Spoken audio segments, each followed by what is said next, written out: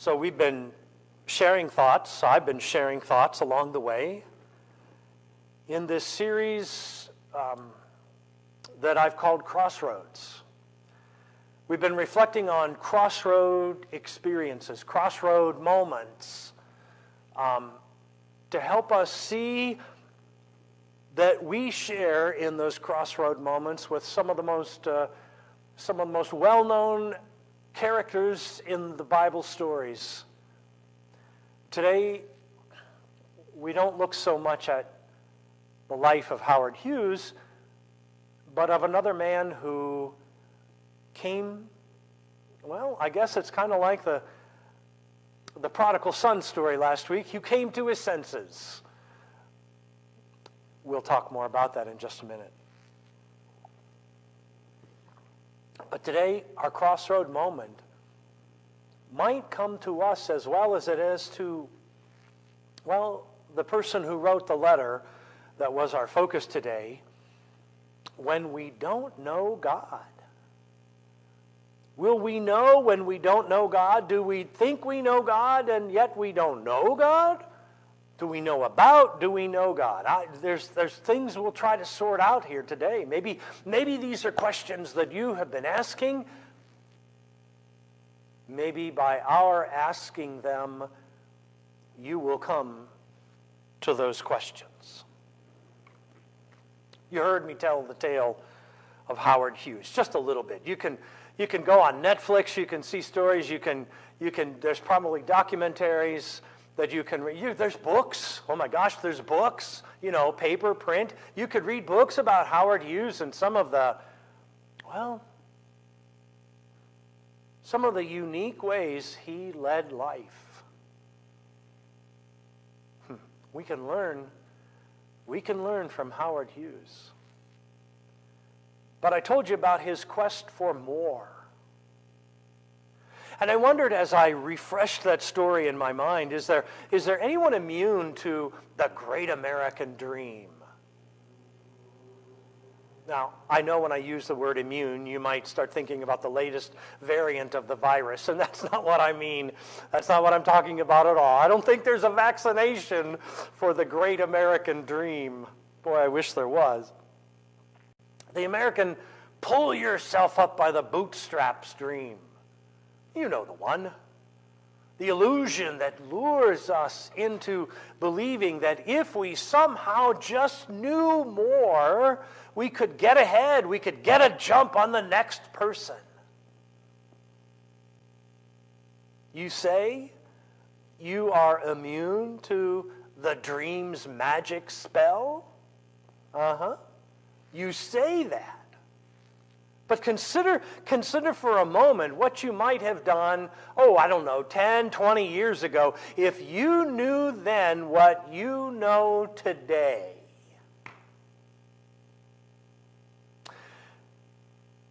Like if you had invested in a little company called Apple.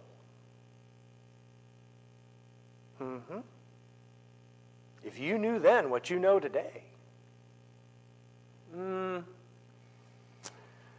So, if you knew then what you know today about how a higher education can improve your work skills, maybe you would have enrolled in college and really hit the books. If you knew then what you know today, maybe you would have gone to more concerts, more ball games with your parent, your partner, your child.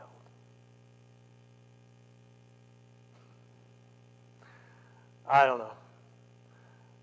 know about this one, but I'm gonna lay it out there anyway. If you knew then what you know now, maybe you would have voted differently, eh? Just saying. All of these might have dones. They don't count for anything today now, do they? But contrary to the promise of the dream, in many ways, it's not what you know, but when you know it, and most important, who you know. And so one of the biggest pitfalls lurking behind the great American dream is that for so many people, the real value of knowledge is judged by the amount of stuff that knowledge generates or accumulates.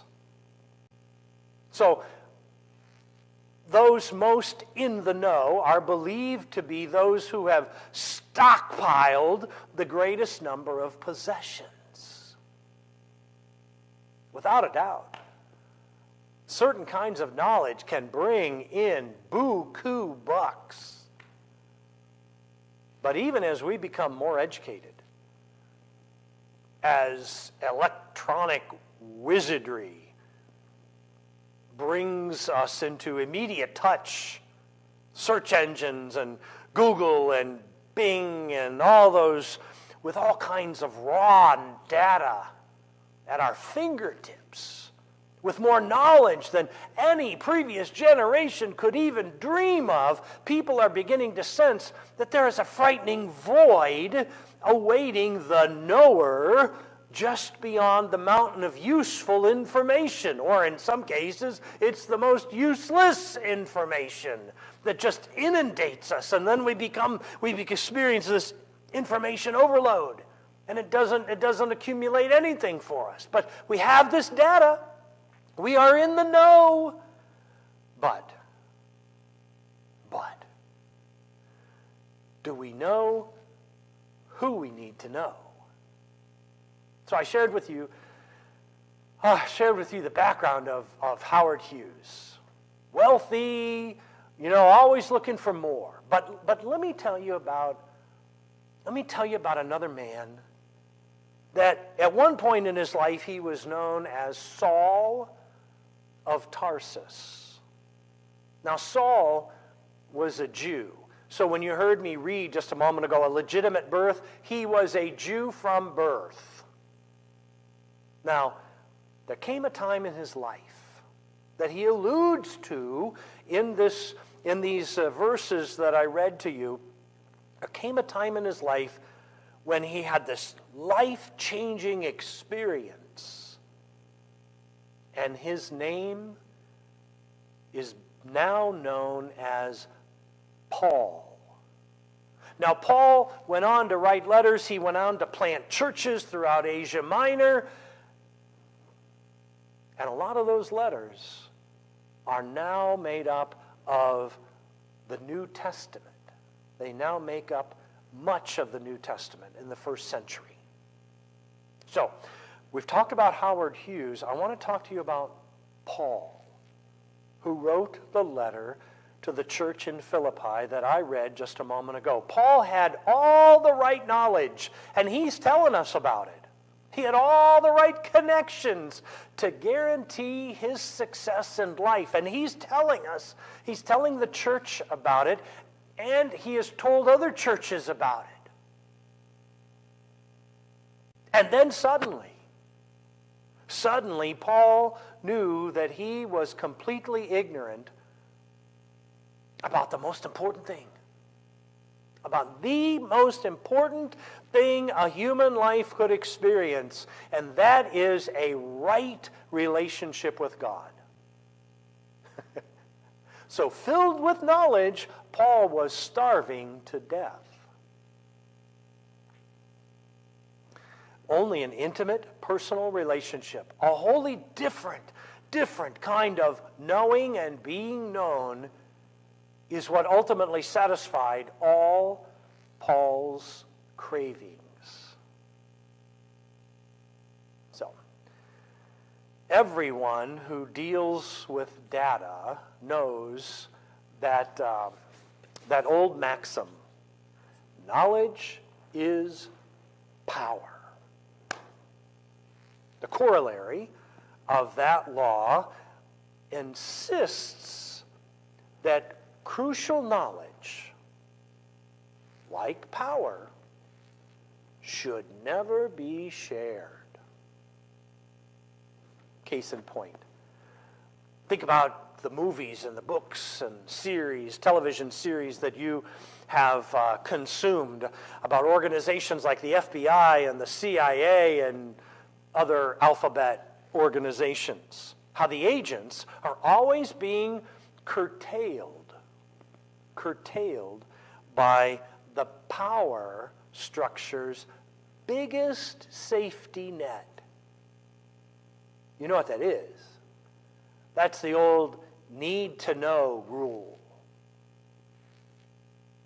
If you can perform a task at hand without having any real information about the entire operation, then you have no need to know. You do your little part. But you don't need to know all the parts. Only those in charge, those with all the power, know it all. And they see the big picture. Whereas the little minions, the agents and such, they just see their little piece of the world. Those who know Christ operate under a completely opposite mandate than the FBI, the CIA, and some of these other. So those who know Christ operate under this completely opposite mandate. All who genuinely know Christ are also those who cannot wait to make Christ known to everyone else. It's not top secret. It's share at will. There are so many out in our communities, in our neighborhoods, in our households, who do have the need to know. And in many instances have the desire to know, but no one who knows is sharing what they know. You know what I mean? You see, it's up to those of us who know Christ to reveal Christ and His love to those who need to know.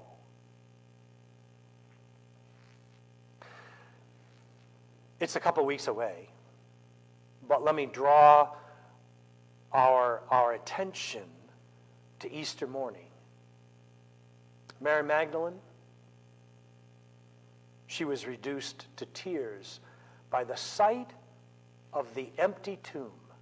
The angels confronted Mary and asked her, "Why, woman, why are you crying?" And she replied, "They have taken away my Lord, and I do not know where they have taken him." Now, those who greeted her at the empty tomb, the angels, they told her. They told her where he was. And she knew enough to go. And when she knew that it was Christ who was risen, she went back and she told the others, the men, where he was, so that they would know. She knew they needed to know. She did not keep that knowledge secret, but she shared it. And thanks be to God, she shared it. Now, you remember that phrase, "They have taken away my Lord, and I do not know where they have taken him." There are too many theys out there. There are just too many theys out there. Conglomerates of faceless, hostile theys whose job it is to make it hard for us to know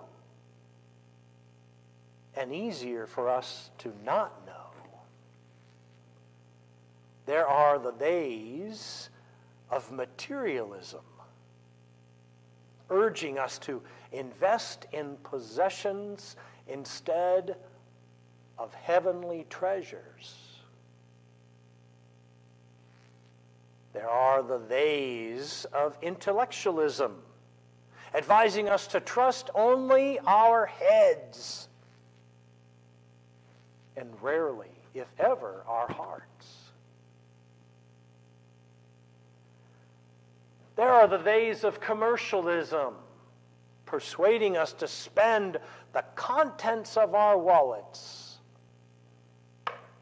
on things we do not need to give to people, as Dave Ramsey says, we do not like. No, they persuade us to spend our money instead of extending our resources to those in need.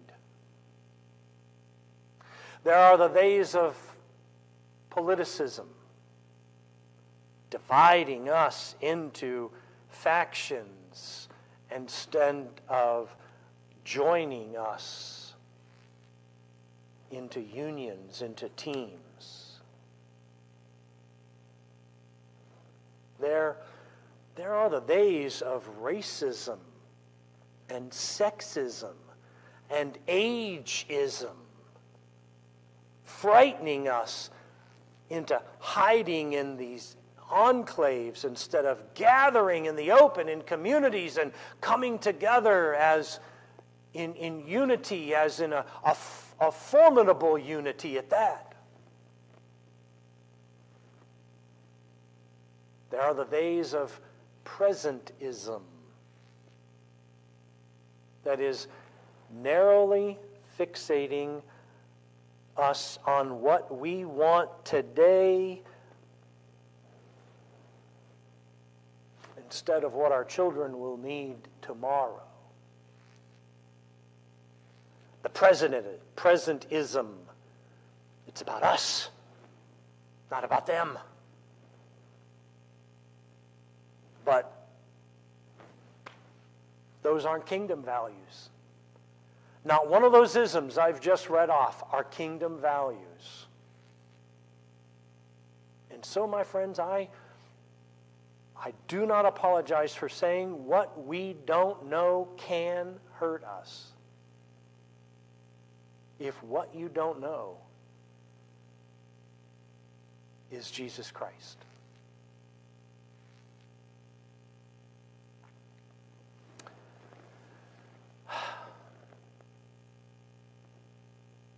I shared what I wanted to learn from Howard Hughes are some of the don'ts. Well, let me share what I've learned from Paul. And that, namely, is stop pouring energy into stockpiling knowledge for the sake of gaining possessions of this world in this world.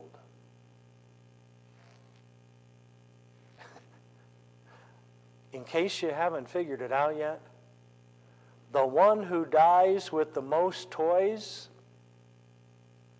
doesn't win.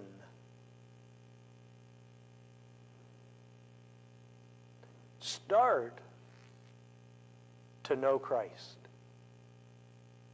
and making Christ known to the world. And the genuine treasures of this life and the next life will adorn your life. That's what we need to start doing.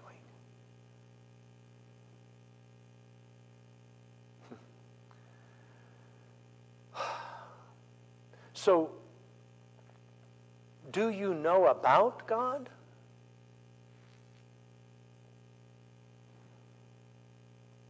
Do you know God?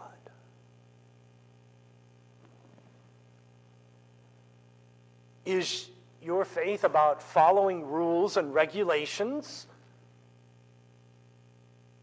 Or is it about relationships? Relationships with family? With friends? With strangers? With enemies? With all God's children of every nationality and every faith persuasion.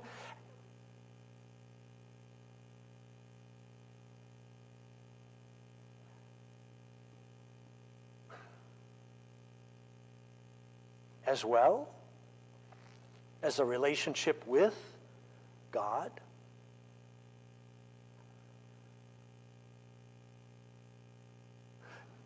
So you might be thinking, well, I know about God. Do you want to know God better?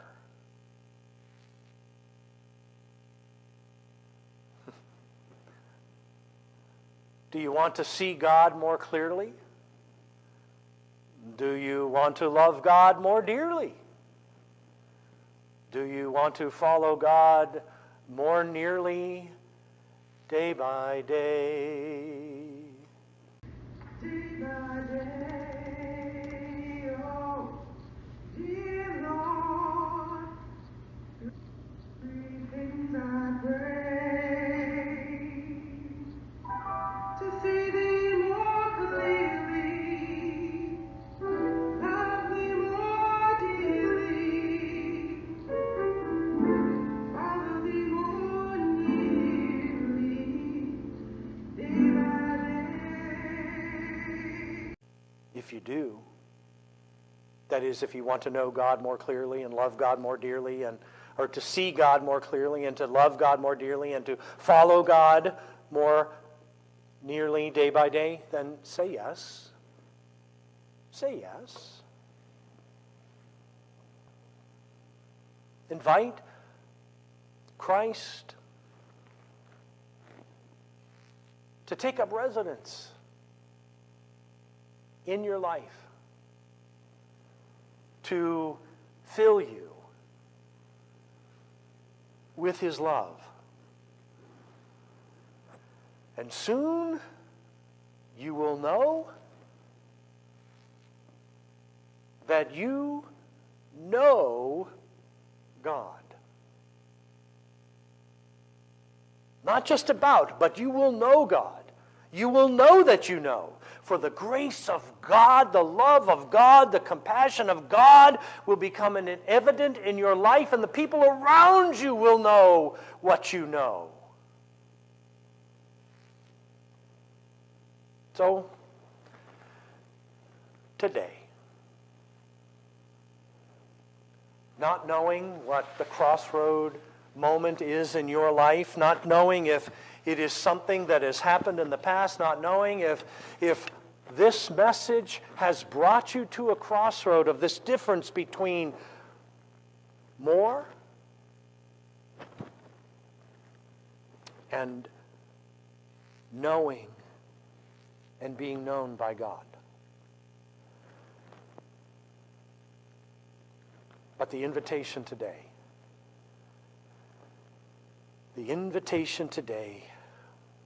is to say yes to Christ.